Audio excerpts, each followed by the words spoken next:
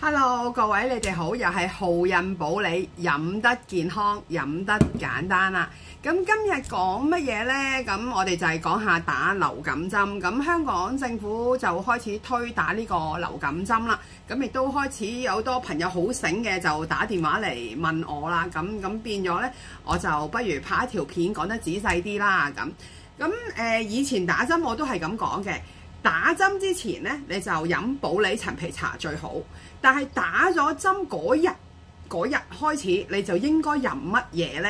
咁樣，咁我就再講解下。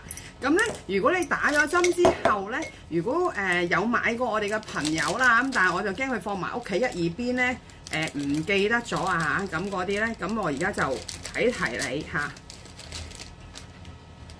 咁呢，就係飲 BB 果。咁 BB 果2粒就夠啦嚇，咁當然啦，我都係講清楚呢個係講浩印品牌嘅 BB 果。咁你話喂我出邊同你浩印品牌嗰啲有咩唔同？第一，產區產地啦，第二，最重點呢就係見唔見到上面有個的？我哋係逐粒自己剪嘅，唔係話攞個掃把去地下度攞把掃把隨便掃咁嗰啲。咁啊，地下隨便掃有咩分別？同你樹上逐粒剪咩分別？呢個就你有咩可以再 WhatsApp 我，因為之前都講過啦。重點就係講嗰個 BB 果2粒你點樣呢？你去打針之前呢，攞個保溫壺。咁保溫壺點樣預熱啊、加熱啊？呢啲我之前嘅片都拍過啦，你可以嗰度睇。咁放2粒落去，咁然後焗佢。因為今次呢，我哋係打咗針之後嗰個藥用食用嘅。咁我俾個建議你最起碼都焗15分鐘或者30分鐘啦，就唔好似平時咁當去酒樓咁呢頭掉落去嗰頭出水咁嗰啲啦。咁你就焗嚟飲。咁啊，因為咧譬如好似我哋浩印自己嗰個保溫壺咁有蓋啦，咁如果你喺屋企飲咪最好咧，有杯啦，咁你就唔係直接咁樣咕咁樣，因為如果你直接咁樣飲咧，你嗰個嘴口會有口水咧，會縮嘅，你就唔襟飲啦。咁但係如果你係倒出嚟攞杯飲或者倒落個蓋度咁樣飲，咁你可以第二日再翻焗。好啦，你一直焗佢2-3日都冇問題嘅。咁你焗到佢跟住覺得佢冇味之後咧，你點咧？再掉落個煲度。攞去煲完再沖嚟飲。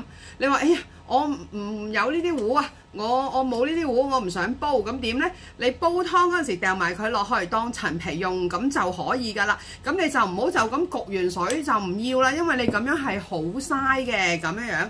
咁你話我唔想煲嚟飲喎，我又唔煲湯喎，咁我仲有冇其他處理方法啊？咁嗰啲，咁之前咧喺某啲影片咧我都講咗咧 BB 果有3個處理用嘅方法，或者有啲識我嘅客咧都已經知道嗰個方法。咁唔緊要，你唔知嘅你就 WhatsApp 問我，因為始終咧我哋浩印嘅 BB 果第一係產區啦、核心區啦，咁第二係我哋自己慢慢剪啦，第三係唔用機器焗嘅，全部係生晒咁樣去令到佢乾到起碼差唔多70%以上咁樣，咁變咗呢BB 果嗰個用處比較多。但係我再提一次 BB 果呢，你打完針嗰段時間你係可以日日飲嘅，但係你飲咗2粒呢，你可能飲3-4日啦，咁睇你視乎飲得幾密啦。咁或者你話我呢2粒我飲咗成個星期之後，我就唔建議你再飲啦嚇，除非呢你嗰啲炎症啊、發燒啊、骨痛啊嗰啲一直都唔散啦，咁你可以再飲。否則嘅話呢 BB 果呢係因為佢能夠治外炎同內炎，咁所以呢佢一定會帶少少寒性嘅。咁有啲朋友同我講，喂，我寒加2片薑落去得唔得啊？咁都得嘅，都有啲客呢係加我哋啲南薑落去嘅，但係變咗你嗰個藥效就會減咗嗰個能力咯。